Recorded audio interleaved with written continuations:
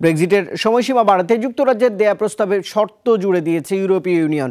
প্রস্তাবিত চুক্তিতে ব্রিটিশ এমপিরা অনুমোদন দিলে 22 মে পর্যন্ত বাড়বে ব্রেক্সিটের সময়সীমা, নয়তো 12 এপ্রিলই কার্যকর হবে চুক্তিবিহীন ব্রেক্সিট। বৃহস্পতিবার ইউ নেতাদের বিশেষ সম্মেলনের পর এই ঘোষণা দিয়েছেন ইউরোপীয় কাউন্সিলের প্রেসিডেন্ট ডোনাল্ড টাস্ক।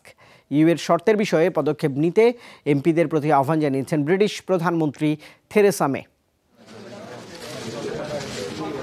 গেল 14 মার্চ ব্রেক্সিট বাস্তবায়নের সময়সীমা বাড়ানোর পক্ষে রায় দেন ব্রিটিশ আইন প্রণেতারা। 3 মাস সময় চেয়ে ইইউকে দেওয়া হয় লিখিত চিঠি। এরপর বৃহস্পতিবার ইইউ সম্মেলনে যোগ দেন চুক্তিসহ ব্রেক্সিট কার্যকরে মরিয়া থেরেসা মে। বৃহস্পতিবার গভীর রাত পর্যন্ত চলে ইইউ নেতাদের সাথে আলোচনা। সময়সীমা বাড়াতে সম্মত হলেও জুড়ে দেয়া হয় দুটি শর্ত, বেঁধে দেয়া হয় নতুন দিনক্ষণ। যুক্তরাজ্যের প্রস্তাবকে ইতিবাচক দৃষ্টিকোণ থেকে বিবেচনা করছে ইইউ এর 27 দেশ।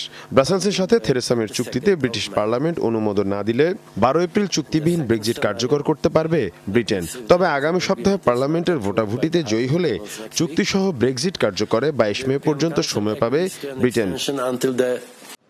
ব্রিটেনকে আবারও অবস্থান স্পষ্ট করার তাগাদা দিলেন ইইউ নেতারা।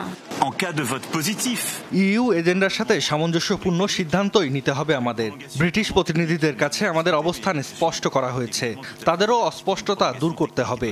দুটি ডেডলাইন দেয়া হয়েছে তাদের। আমাদের প্রত্যাশা ইইউ থেকে বিচ্ছেদের আগে একটি কার্যকর সমাধানে আসতে পারবে ব্রিটেন। তবে বাকি সম্ভাবনাগুলো মাথায় রাখছি, আমরা যে কোনো পরিস্থিতির জন্য তৈরি। ব্রিটিশ প্রধানমন্ত্রী থেরেসা মের দাবি, আইন প্রণেতাদের সমর্থন আদায়ের সর্বাত্মক চেষ্টা চালিয়ে যাবেন তিনি।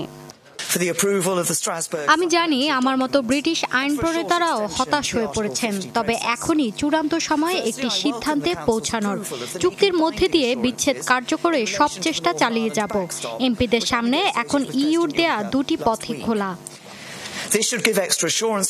ইউরোপীয় ইউনিয়নের সম্মেলনের পর এবার হাউস অব কমন্সের হাতে ব্রেক্সিটের ভাগ্য, এমন দাবি থেরেসা মের।